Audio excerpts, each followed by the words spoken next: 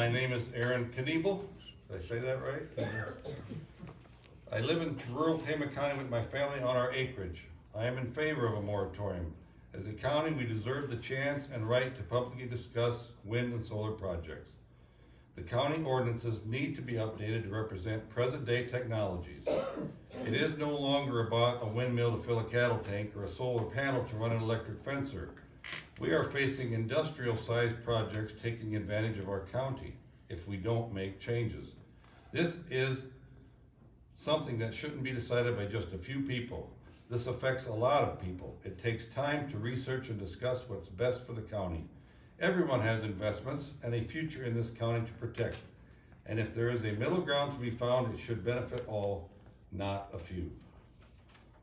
That was Aaron Kniebel. I believe no, I've got two more. This is from Lisa and Mike Thompson of rural Traer. The original setback ordinance was first approved in '98, reapproved in 2010, and again in 2020. 22 years with no changes or research, even after the board was presented with over 800 signatures requesting an updated ordinance. All the while, commercial wind towers were getting taller and more powerful with longer blades.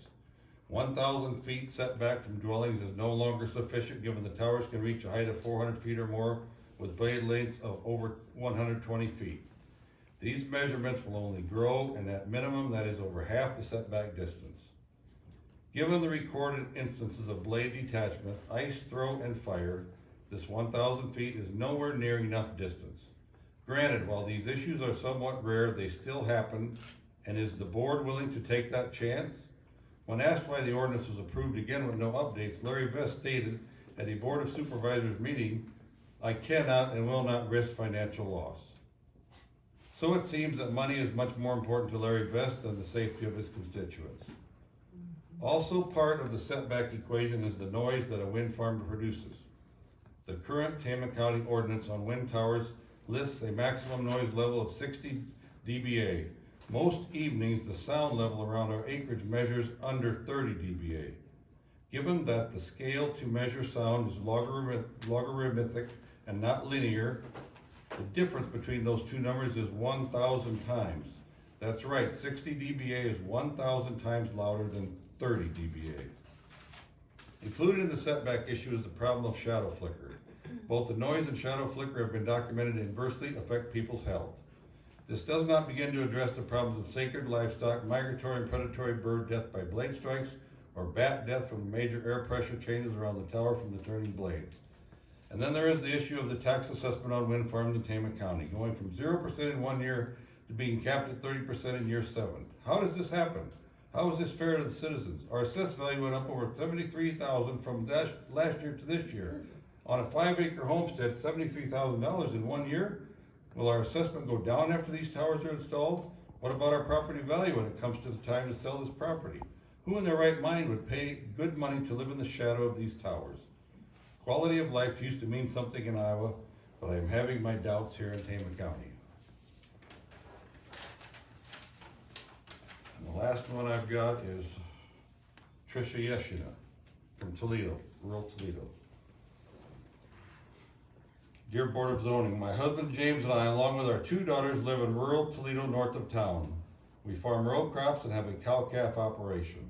I spoke up against the wind turbines in December 2020 via the Zoom meeting when the conditional use permit was approved on the phase 1 of the Salt Creek Wind Project. I stated that I felt that the public had not been informed of the project and that instead of making a decision that day, I feel that the public should be able to vote. I did not feel it was right that they were just releasing the projected turbine map on the day that the permit was being approved. And many did not know that the meeting was even taking place. My family is 100% in favor of a moratorium on any and all wind turbines being constructed in Tama County. We live in the county for several reasons, and being surrounded by turbines is not one of them. Trish Yeshina.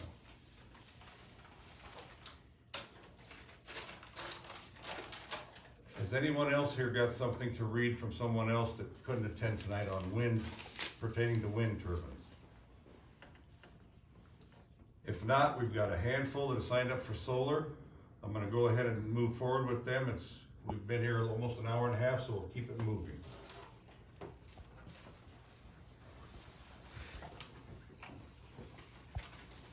First one I've got is Al Schaefbach.